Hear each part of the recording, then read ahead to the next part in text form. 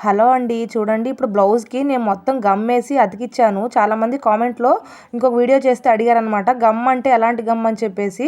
మామూలుగా మనం thread bangles చేసుకుంటాం గదా! అలాగే స్టోన్స్ ఏమైనా అతికించుకుంటాం గదా!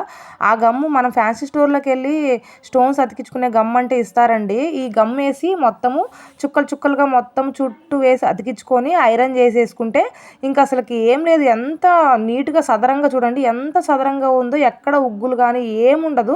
అసలు ఊడిపోయే సమస్యే ఉండదనమాట. ఆ గమ్ము గూడా ఆరిపోతే అస్సలు కనిపిచ్చదు. ఇంక తర్వాత దాన్ని బట్టి మొత్తం ఎలా ఉందో అలా యాజ్ ఇట్ ఈజ్‌గా కట్ చేసుకోవచ్చు. మనం క్లాత్ గూడా కొన్ని క్లాతులు, బ్లౌజ్ క్లాతులు గానీ, డ్రెస్ క్లాతులు గానీ కొంచెం కొంచెంగా ఉంటాయి గదా!